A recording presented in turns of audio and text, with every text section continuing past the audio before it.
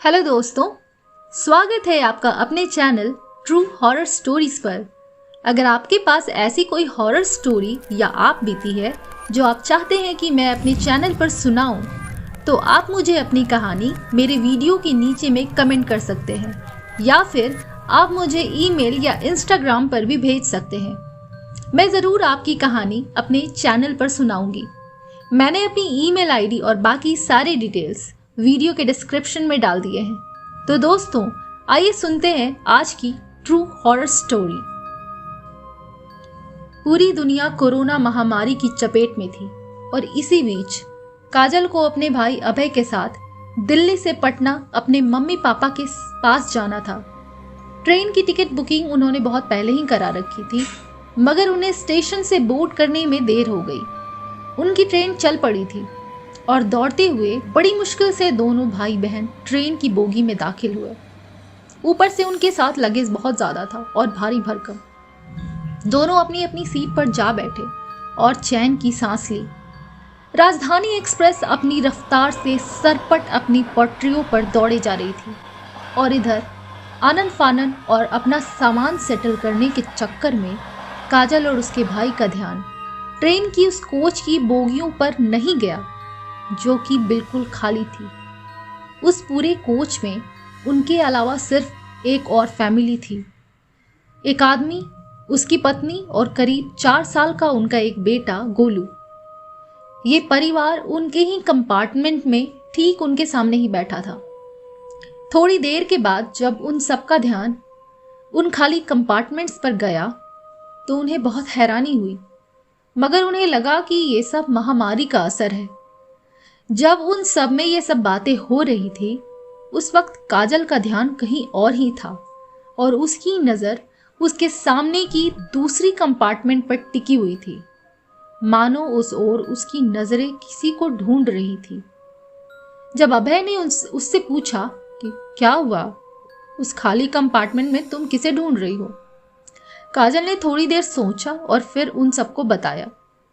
वो दरअसल जब से मैं अपनी सीट पर आके बैठी थी, मैंने उस सामने वाले कंपार्टमेंट में एक गुड़िया को देखा था जिसे एक बच्ची लेकर बैठी हुई थी।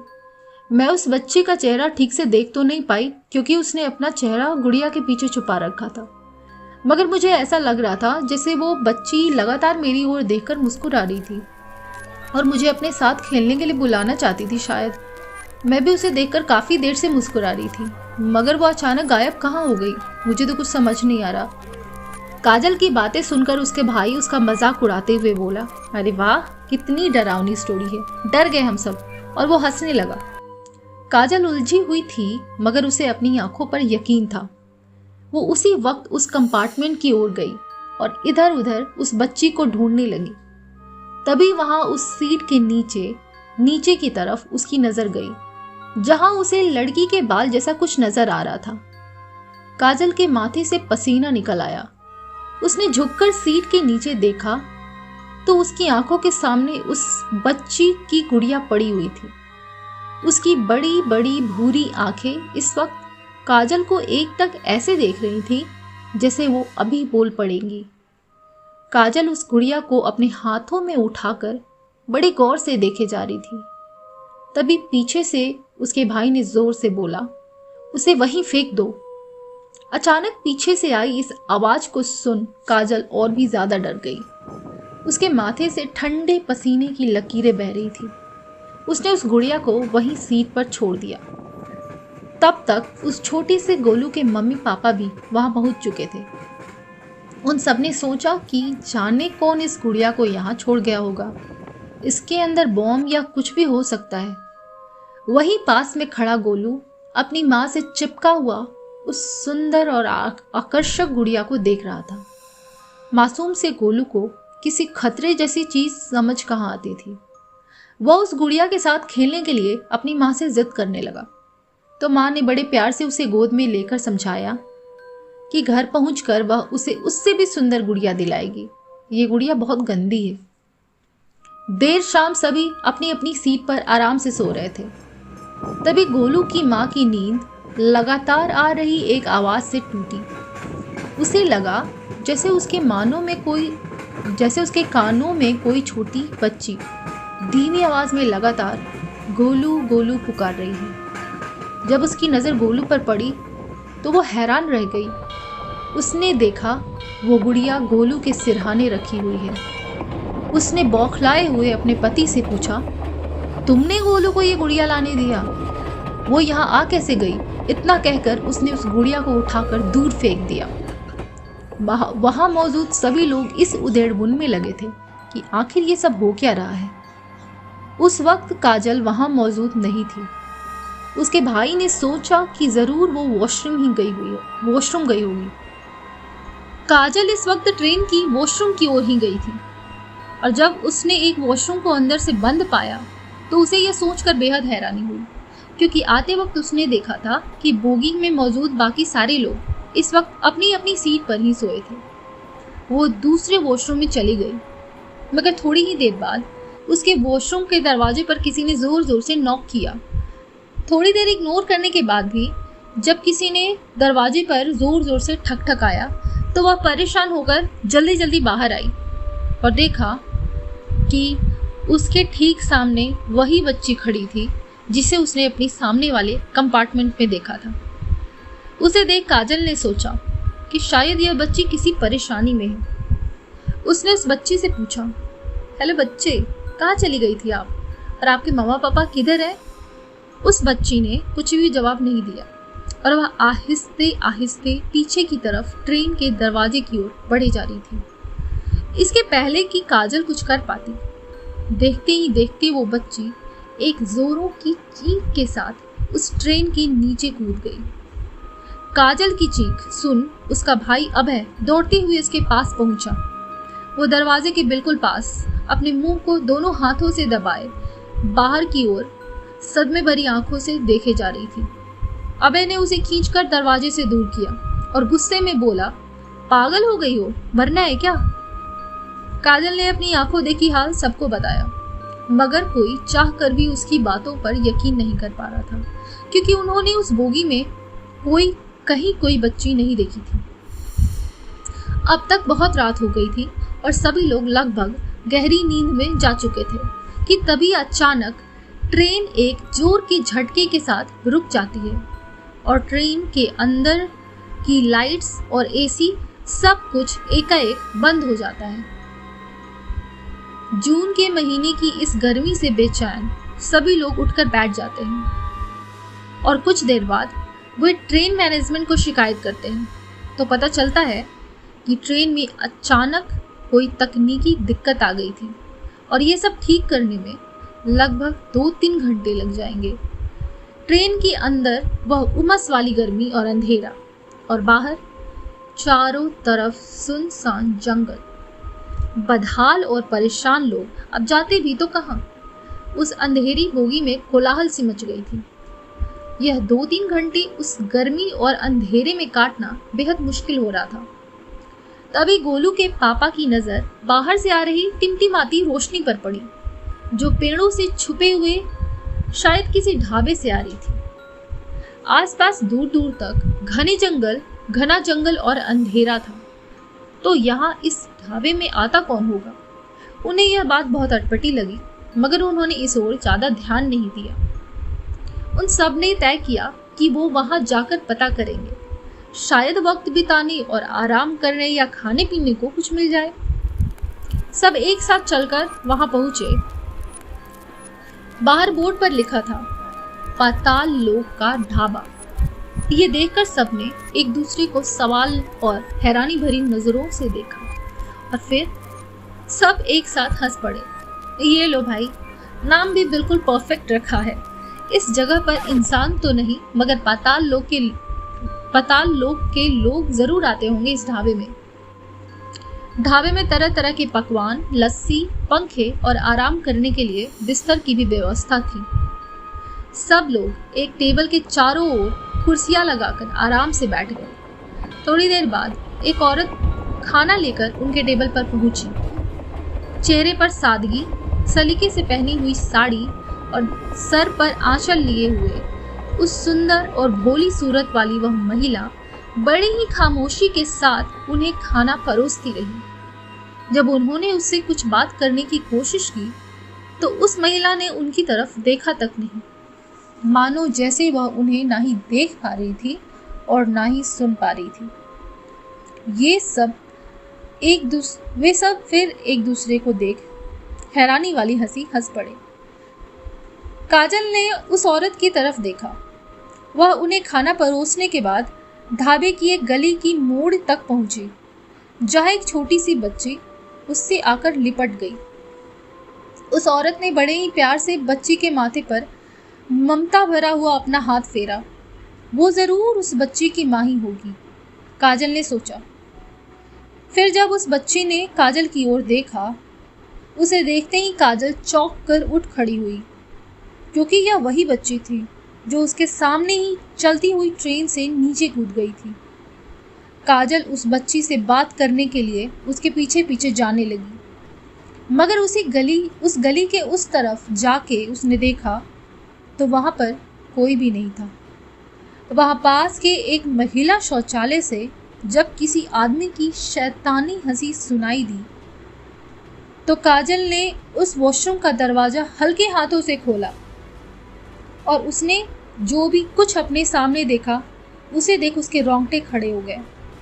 एक आदमी आईने के सामने खड़ा, हाथ में बड़ा सा चाकू लिया हुआ, उसमें लगा हुआ ताजा खून साफ कर रहा था।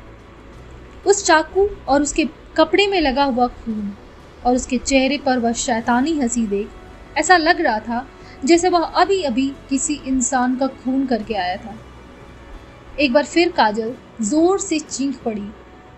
उसके चीखते ही वह ढाबा और उसमें मौजूद हर एक चीज एकाएक ऐसे गायब हुई जैसे कि कभी थी ही नहीं। काजल के साथ उस ढाबे में आया उसका भाई और बाकी लोग ये सब देख सदमे में थे।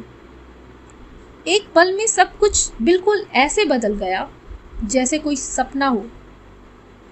अब वे सब उस वीरान जंगल की अंधेरी खामोशी से घिरे हुए खड़े थे, मगर काजल कहीं भी नजर नहीं आ रही थी।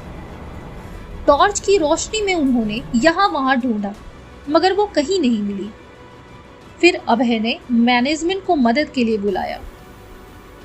2 स्टाफ उनकी मदद के लिए आए और थोड़ी देर बाद ही काजल को एक चट्टान के पीछे बेहोश पाया गया। पानी की छींटों से जब उसे होश आया तो उसने उस आदमी के बारे में सबको बताया, मगर पहले से ही सदमे में डूबे लोगों पर इन बातों का कुछ खास असर नहीं हुआ। जब अगले ही पल वहां चारों ओर के नजारों पर काजल का ध्यान गया तो उसने भी अपना सर पकड़ लिया। उन स्टाफ्स ने बताया कि वे तो रोज इस ट्रेन के साथ ही इस रास्ते से गुजरते हैं, यहाँ कभी कोई ढाबा था ही नहीं। सभी ट्रेन के अंदर जा चुके थे। ट्रेन चलने को तैयार थी और थोड़ी देर में सुबह भी होने वाली थी। और आखिरकार दोनों भाई बहन अपने घर पहुंचे। वे पूरे 2 साल बाद अपने घर आए थे। सामने अपनी फैमिली को देख वो सारी परेशानियां भूल गए। माँ ने उनके मनपसंद का खाना बनाया था। खा पीकर वे सब खूब सोए और शाम की चाय पीकर काजल अपनी छत पर चली गई, जहां अकेले में उसके दिमाग में उस ट्रेन के सफर में बीती घटनाएं उथल पुथल मचाने लगी। वो इसी उधेड़ बुन में लगी थी और बेचैनी में इधर से उधर टहल रही थी कि तभी उसकी नज़र पड़ोस के मोहन चाचा के घर की तरफ गई। वो मोहन चाचा जो 3 साल पहले अपने परिवार को लेकर मुंबई चले गए थे और जिनकी 6 साल की बेटी पीहू से काजल को बहुत ज़्यादा लगाव था। दरअसल काजल को बच्चों से बहुत लगाव था और जब पीहू मात्र 2 साल की ही थी तभी से उसे काजल ने बहुत प्यार किया था। पीहू की माँ अक्सर बीमार रहती थी और मोहन चाचा भी ऑफिस की वजह से इस नन्ही सी पीहू को ज़्यादा समय नहीं दे पाते थे और उनके सौतेले भाइयों और उसकी पत्नियों से उनकी ज़्यादा बनती नहीं थी। तो पीहू ज़्यादातर काजल के घर पर ही उसके पास ही रहती थी। वह काजल को बहुत प्यार करती थी और भरोसा भी। लेकिन जब पीहू 6 साल की हुई तो उसकी माँ की तबीयत और भी ज्यादा खराब हो गई। उनके इलाज के लिए मोहन चाचा उन्हें लेकर मुंबई शिफ्ट हो गए थे और अगले ही साल काजल भी पढ़ाई के लिए दिल्ली चली गई थी। अभी अभी काजल ने मोहन चाचा को देखा था और पीहू को मिलने के ख्याल से वो खिल उठी। पूरे 3 साल हो गए हैं पीहू से मिले। अब तो वह बड़ी हो गई होगी। मुझे अच्छे से याद है वो दिन जब वो मुंबई जा रही थी। कितना रोई थी वो मुझे पकड़ के, और मैंने कैसे अपने आंसुओं को उससे छुपा लिए थे। मुझे पूरा यकीन है वो मुझे भूली नहीं होगी। खुश हो जाएगी मुझे देखकर। अब काजल से इंतजार नहीं हो रहा था और वह पहुंच गई पीहू के घर। ड्राइंग रूम में बैठकर मोहन चाचा अखबार पढ़ रहे थे। जब उन्होंने काजल को देखा तो खुश होकर बोले, अरे काजल, आओ बिटिया आओ। कितने सालों बाद देख रहा हूं तुम्हें। आओ बेटी, बैठो ना। अरे पीहू की माँ, सुनती हो? देखो ना काजल बिटिया आई है। यह कहते हुए मोहन चाचा की आंखें नम हो गई। काजल ने उनकी तरफ देखा और कहा, ये क्या चाचा, आपकी आंखों में आंसू? क्या करूं मैं, तुम्हें देखकर मुझे मेरी पीहू की याद आ गई। चाचा ने जब इतना कहा तो काजल पूछ पड़ी, पीहू की याद? लेकिन चाचा वो तो आपके साथ ही रहती है ना। अब चाचा की आंखें छलक पड़ी थी। इससे पहले कि काजल को उसके सवालों का जवाब मिलता, एक औरत हाथों में नाश्ता और शरबत लिए कमरे में प्रवेश करती है, जिसकी शक्ल देख काजल के होश इस कदर उड़ जाते हैं कि वह उसी वक्त उठकर अपने घर की तरफ भागती है। उसके मन में सवालों के तूफान उमड़ पड़ते हैं। जब उसकी माँ ने उसके चेहरे पर इतनी घबराहट देखी तो माँ ने उसका कारण पूछ लिया। काजल को समझ नहीं आ रहा था पिछले दिन से उसके साथ घट रही अजीबोगरीब चीजें वो कैसे बताए। वह चुपचाप अपनी माँ से लिपटकर रोने लगी। जब वह अपनी माँ को सारी बातें बता रही थी, उसी वक्त अभय भी वहां आ गया और उसने भी काजल का साथ दिया। उनकी माँ ने उनको बताया कि मुंबई में इलाज के दौरान पीहू की माँ की मौत हो गई थी, जिसके बाद मोहन चाचा पीहू को लेकर पटना वापस आ गए थे। कुछ महीनों के बाद ही मोहन लाल पर नन्ही सी पीहू की परवरिश का वास्ता दिलाकर दूसरी शादी का दबाव बनाया जाने लगा था।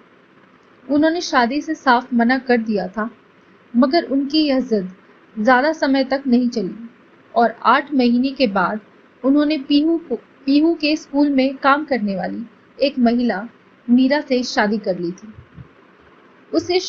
उसके सौतेले भाई और उसके परिवार ने, यानी मोहन चाचा के सौतेले भाई और उसके परिवार ने इस शादी का बहुत ही कड़ा विरोध किया था, क्योंकि वो औरत दूसरी जाति की थी और एक विधवा थी। मोहन ने तो ये शादी अपनी पीहू और मीरा के बीच के प्यार को देखने के बाद किया था। मीरा से स्कूल में मिलने के बाद पीहू अपनी माँ के दर्द को भूलने लगी थी और उससे मिलने की खुशी में ही बिना जिद किए ही वो स्कूल भी जाने लगी थी। अपनी पीहू की इस खुशी को वो किसी भी कीमत पर दूर करना नहीं चाहते थे। इस शादी के बाद मोहनलाल की अपनी सौतेले भाइयों के परिवार के साथ और भी ज्यादा खींचतान शुरू हो गई थी। पीहू को उसकी सौतेली माँ बहुत प्यार करती थी, मगर उसके सौतेले चाचा चाची मीरा पर रोज नए गलत आरोप लगाते रहते थे। एक दिन पीहू कहीं भी मिल नहीं रही थी और घंटों बाद स्टोर रूम की अलमारी में वह बेहोश पाई गई। नन्ही पीहू होश में आई तो उसे बिल्कुल याद नहीं था कि वह अलमारी में कैसे पहुंची। इसी तरह एक दिन पीहू घर की सीढ़ियों से नीचे गिर गई और आईसीयू में जाके होश में आई थी। बड़ी मुश्किल से उस वक्त उस बच्ची की जान बची थी। पीहू ने बताया था कि उसे किसी ने सीढ़ियों पर पीछे से धक्का दिया था। इसी तरह पीहू के साथ अजीब अजीब घटनाएं आम होने लगी। उसके सौतेले चाचा चाची इन सब चीजों का आरोप मीरा पर लगाकर उसे डायन कहा करते थे। उनका आरोप था कि मीरा डायन है, पर अपनी सौतेली बेटी पर जादू टोना करके उसकी जान लेना चाहती है। एक दिन उन लोगों ने मोहनलाल की अनुपस्थिति में कुछ पड़ोसियों को बुलाकर मीरा के कमरे की जबरन तलाशी ली, जहां मीरा की अलमारी में जादू टोना वाली सामग्री और पीहू जैसी दिखने वाली उसके ही कपड़ों में लिपटी एक गुड़िया मिली। इस तरह उन्होंने पड़ोसियों में मीरा के गायन होने की अफवाहें फैला दी। मोहनलाल भी दिमागी तौर पर अस्वस्थ से रहने लगे थे।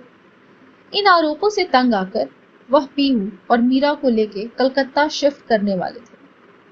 उनके जाने से कुछ दिनों पहले ही पीहू का एक दिन किडनैप हो गया।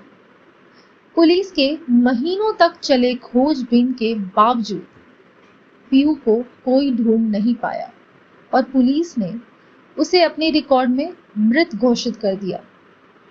ये सब बताकर काजल की मां बदहवास सी हो गई और उनका गला भर आया। अब सबकी जुबान पर खामोशियां और जहन में अनसुलझे सवाल चींट रहे थे। काजल का मन पूरी बात को जानने के लिए बेचैन था। वह अब तक यह तो समझ ही गई थी कि ट्रेन में नजर आने वाली वह बच्ची पीहू ही थी, जो उसे कुछ बताने और दिखाने की कोशिश कर रही थी। और पीहू के साथ नजर आने वाली वह औरत उसे तो काजल अभी अभी मोहन काका के घर पर देखी आई थी और उसे यह समझ में आ गया था कि यह कोई और नहीं बल्कि पीहू की सौतेली मां ही होगी। और अब बस एक बार वह पीहू के सौतेली चाचा को देखना चाहती थी, क्योंकि उसे पूरा यकीन था कि उस ढाबे में नजर आने वाला खूनी वही आदमी होगा।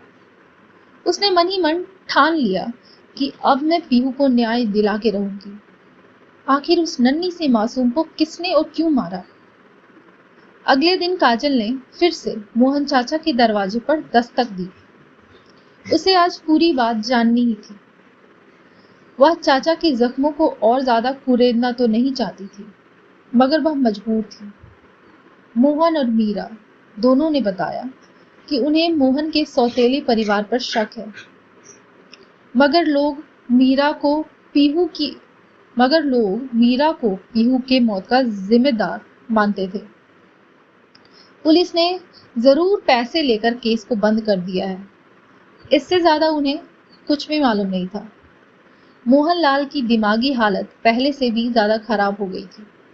काजल उन दोनों से बात कर ही रही थी कि तभी पास में रखी दवाइयों का डब्बा अपने आप टेबल से नीचे गिर गया और सारी दवाइयां बिखर गई।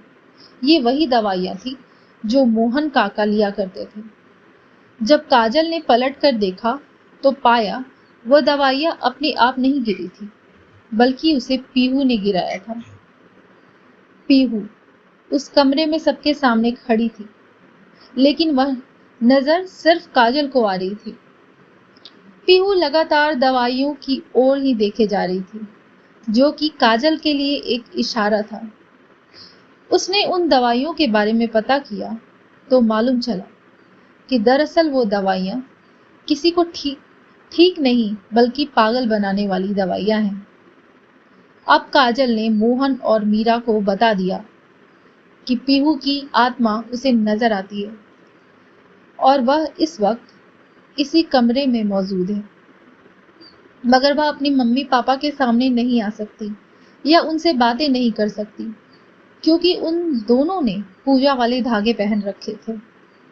उन दोनों ने उसी समय अपने धागे उतार कर अलग कर दिया। धागों के उतरते ही उनकी नन्ही पीहू उन्हें अपने सामने नजर आने लगी। दोनों ने दौड़कर अपनी बच्ची को गले से लगा लिया, मगर वो ऐसा कर ना सके। उस नन्ही सी पीहू का शरीर अब उसके साथ जो नहीं था, वो तो महज एक आत्मा थी। दोनों माँ बाप अपनी फूल सी बच्ची को चूमना चाहते थे और अपने कलेजे से लगाना चाहते थे, अपने कलेजे के टुकड़े को। पीहू ने उन्हें सारी असलियत बताई कि किस तरह उसके सौतेले चाचा चाची उसकी मां को स्लो पॉइजन देते थे, जिसकी वजह से उनकी हालत खराब होते गई और हम उन्हें बचा न सके। एक दिन मैंने सुन लिया था उस चाचा को डॉक्टर से बात करते कि वो डॉक्टर को रिश्वत देकर माँ को स्लो पॉइजन और पापा को पागल करने वाली दवाइयाँ दिलवाते थे, और वे सब मम्मी पापा को मारकर घर और सारी जमीन छीन लेने की बात कर रहे थे। उन्होंने सोचा कि मैं तो बच्ची हूँ और कुछ भी समझ नहीं पाऊंगी, मगर मैंने कहा कि चाचा आप बहुत बहुत बुरे हो, मेरे मम्मी पापा को मारना चाहते हो, मैं उनको सब कुछ बोल दूंगी, आप तो बहुत बुरे हो। तो उन्होंने मुझे बोला कि मैंने अगर किसी को कुछ भी बताया तो वो सबसे पहले माँ को मार देंगे। मैं डर गई थी और किसी को भी कुछ नहीं बताया था। उसके बाद भी उन्होंने माँ को मार दिया। उसके बाद मुझे मारने की बार बार कोशिश करने लगे। मैं नहीं मरी तो मुझे किडनैप करके बर्फ वाली जगह पर ले गए। वहां मेरा गला दबाकर मुझे बर्फ के ऊपर फेंक कर चले गए। मेरी सांसें अब तक चल रही थी, मगर घंटों उस बर्फ के ऊपर रहने के कारण मैं बर्फ में ही जम गई थी। एक आंटी मुझे वहां से निकाल कर ले गई थी। मेरा शरीर उनके पास ही है। मैं अपने शरीर में घुस तो पाती हूँ, मगर उसे बिल्कुल भी हिला नहीं पाती। मैं अपने शरीर को हिला तक नहीं पाती। उस नन्ही सी परी की तोतली सी आवाज में ऐसी दर्द भरी आप बीती सुन वे तीनों आंसुओं में लिप्त हो गए थे, मगर उसका शरीर कहीं पर सुरक्षित रखा है, यह सुनकर उनके मन में एक उम्मीद की किरण फूट पड़ी। उन्होंने तय किया कि वे सब उसी वक्त उस जगह पर जाएंगे जहां पर पीहू का शरीर रखा हुआ है। वह जगह कश्मीर की एक छोटी सी बस्ती में थी, जहां पर एक बहुत ही मशहूर तांत्रिक रहती थी, और इसी तांत्रिक ने पीहू के शरीर को मौत से पहले ही उसकी आत्मा से अलग करके अपनी तांत्रिक विधियों से उसके मौत के समय को टालकर उसके शरीर को पूरी तरह स्वस्थ कर दिया था। अब पीहू के शरीर को वापस उसकी आत्मा से सिर्फ एक चीज जोड़ सकती थी, और वो चीज थी उसके कातिल के पछतावे के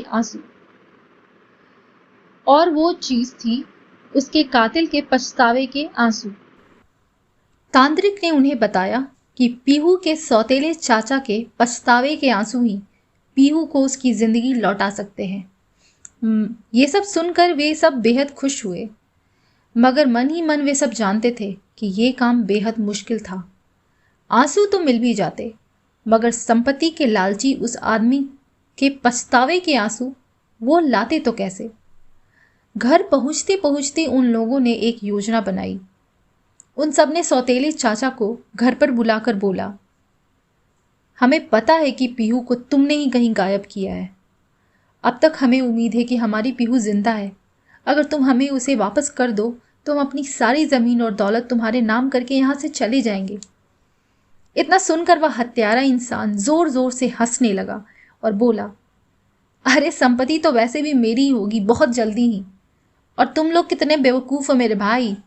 मैं क्या कोई मूर्ख हूं कि सारी दौलत की उत्तराधिकारी तुम्हारी उस पिद्दी सी पीहू को जिंदा रखूंगा मैं। अबे तू तो सच में पागल हो गया साले। हाँ, मैंने मारा पीहू को, और तुझे वो वापस चाहिए ना। जा जा उसे कश्मीर के बर्फ की चादरों में ढूंढना, वहीं सड़ी गली पड़ी हुई होगी तेरी वो पीहू की लाश। जा जा जाकर ले ले उसे, पागल कहीं के। यह बोलकर वह आदमी वहां से जाने लगा। तभी काजल ने उस आदमी को रोककर एक वीडियो टेप दिखाया, जिसमें उसका बेटा रस्सियों में बंधा चिल्ला रहा था, पापा मुझे बचा लो पापा, ये लोग मुझे मार देंगे पापा, प्लीज प्लीज मुझे बचा लो। इतना सुनकर वह आदमी चिल्ला उठा, तुम लोगों की इतनी हिम्मत, मेरे बेटे को बंदी बनाया। तुम लोग मुझे नहीं जानते, तुम्हारी पीहू और उसकी माँ की तरह ही तुम्हें भी ऊपर पहुंचा दूंगा। वह तिलमिलाते हुए बोलने लगा। तभी मोहनलाल ने अपने उस सौतेले भाई को उसके बेटे का खून में सना हुआ कपड़ा दिखाया और बोला, जान के बदले जान, और मेरी बेटी के बदले तुम्हारा बेटा। उसे मैंने मार दिया है और जा, तुझे भी कभी नहीं दूंगा उसका शरीर। इतना सुनकर वह आदमी फफक फफक कर रोने लगा। अपने घुटनों पर बैठकर उसने उनके सामने गिड़गिड़ाने लगा कि कम से कम मुझे मेरे बेटे का शरीर तो दे दो, मैं तुम लोगों से भीख मांगता हूँ, मुझे माफ़ कर दे मेरे भाई, मैंने लालच में अंधा होकर ये सब क्या कर बैठा, मुझे माफ़ कर दो, मुझे मेरे बेटे का शरीर दे दो। वह लालची और हत्यारा आदमी अपने बेटी को खोने के सदमे से पिघलकर इस वक्त मोहन और मीरा के कदमों को अपने आंसुओं से सींच रहा था। काजल ने उसके पास आकर एक सीसी में उसके उन आंसुओं को भर लिया और फिर उसके बेटे को उसके सामने सही सलामत खड़ा करके मोहन बोले, हम सब इतना नीचे गिरने के बारे में कभी सोच तक नहीं सकते। उसके बाद मीरा ने कहा, बस खून के रिश्ते से इंसानियत नहीं होती, बल्कि इंसानियत हो तो हर रिश्ते प्यार से निभाए जा सकते हैं। आपका ये बेटा हमारा भी बेटा ही है, हम इसे खरोच भी कैसे आने दे सकते हैं। अब वह शैतान आदमी इंसान बन चुका था शायद। अपने बेटे को पकड़कर फूट फूट कर रोए जा रहा था। तो काजल ने एक और सीसी निकाली और उसके आंसुओं से भर ली और फिर वे सब पीहू के शरीर के पास पहुंचे, जहां पर वह तांत्रिक सारी तैयारियों के साथ उनका इंतजार कर रही थी। पीहू के हथेलियों पर उन सीसियों में बंद आंसुओं की बूंदें गिरते ही कई दिनों से बेजान पड़ा नन्ही सी पीहू के शरीर में ऐसे जान आ गई जैसे कोई मुरझाया हुआ पौधा बारिश की बूंदों में खिल उठता है। उसके मम्मी पापा तो इस कदर अपनी बेटी को गोदी में समेटे उसमें ही खोए हुए थे जैसे उन्हें आज सब कुछ मिल गया था। इस प्यारे से परिवार को दोबारा मिलता और खिलता हुआ देख उस तांत्रिक की आंखें भी खुशियों से नम हो गई थी और वहीं पास खड़ी ये सब कुछ होता हुआ देख रही पीहू की वो काजल दीदी, जिसका रोम रोम खिल उठा था, उसे भी इस वक्त ऐसा लग रहा था जैसे आज उसका जीवन सफल हो गया था। पीहू दौड़ती हुई काजल के पास गई और उससे लिपट गई।